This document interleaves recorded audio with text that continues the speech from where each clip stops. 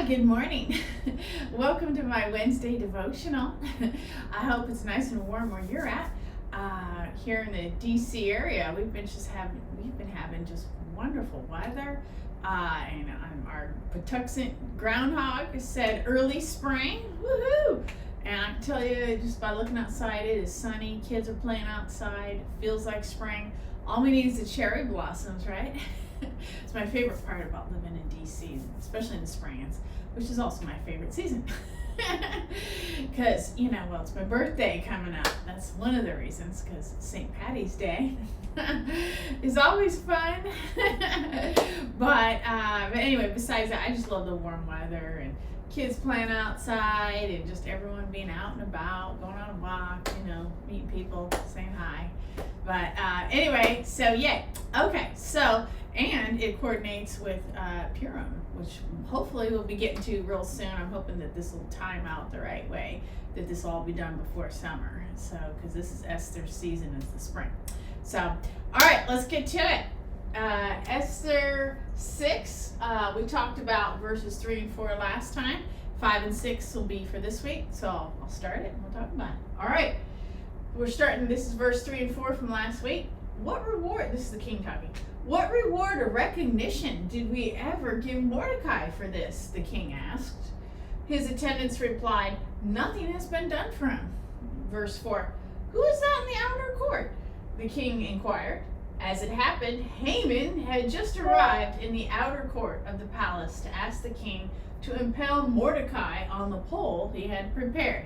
So remember, Haman's a bad guy, and he thinks he's just doing awesome that he made the pole that he's going to try to have Mordecai impaled. Mordecai, the good guy, impaled on. All right, here we go.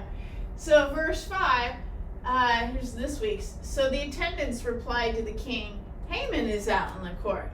Well, bring him in, the king ordered. I can just imagine, well, bring him in, come on. This impatient king, right? Verse 6, so Haman came in, and the king said, well, what should I do to honor a man who truly pleases me?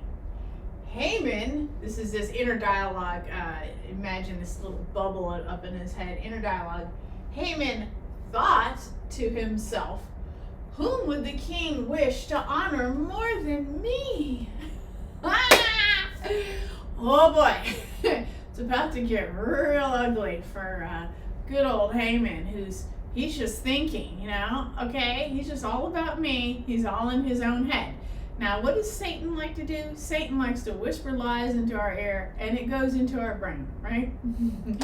So, Haman is thinking to himself, yes, it's all about me. Notice, who would he wish more than me? This complete arrogance, total narcissism. It's all about me.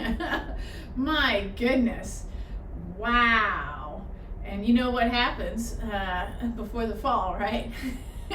Or what must go up must come down, right? My dad used to say that to me in high school all the time. It's one of his favorite lines. So, yeah, this is about to get very interesting for our dear sweet friend, good old Haman, the one who thinks he's going to get the good guys. Okay. Well, as you can see, he's just on about to hit a big fall and a downward trajectory. I'll try not to look too happy.